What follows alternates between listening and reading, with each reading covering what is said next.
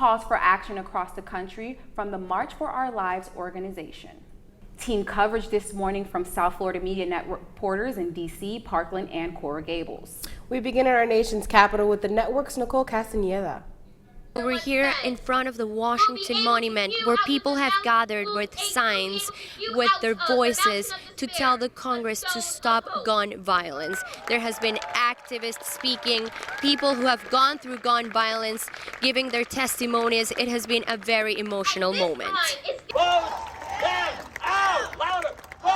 Washington, D.C. hosted the main March of Our Lives to call for action on stricter gun laws. Across the country, 400 sister rallies held the event in different cities in the United States. I am so frustrated that Congress can't get anything done. I want to show that people care. As part of the event, 40,000 roses in white represent those who were killed last year, and 5,000 in orange represent the increase in just 1 year of deaths in the country. Meanwhile, some schoolgirls were crying. Others are saying they are tired of talking about gun violence with their families and relatives. There's been too many mass shootings to be scared anymore because it's just the reality of the situation.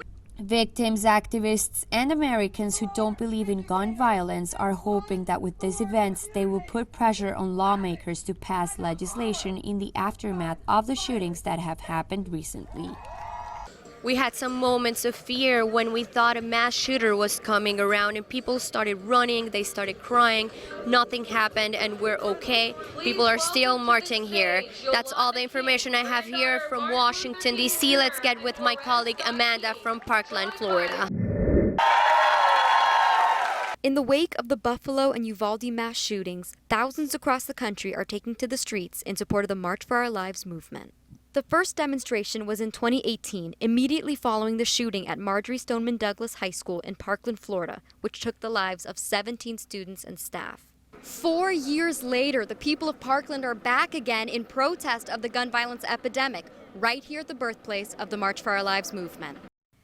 The general atmosphere in Parkland is one of frustration.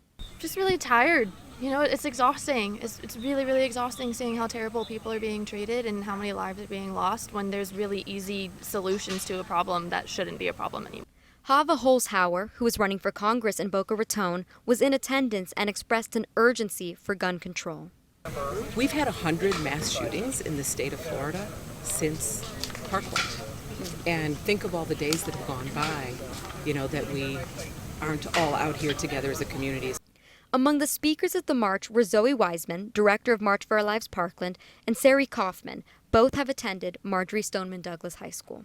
Today, survivors and activists stand before you as we demand change. I am so proud of our community. Today, we will march with over 400 communities worldwide. That this is not a moment, it's a movement. A movement by all Americans for a safer tomorrow. The people of Parkland are no strangers to gun violence, and they're here today saying no more. Reporting for the South Florida Media Network, I'm Amanda Gray. And from Broward, we head to Miami-Dade, where the network's Yvette Franco attended the rally in Coral Gables. Many people have gathered here in front of the City Hall of Coral Gables calling for action, as more than 208 people die by guns in Florida every year. We need Marco Rubio and Rick Scott to vote for gun safety laws now to protect our innocence and childhood. Hundreds of South Florida residents came together this Saturday urging political leaders to end gun violence.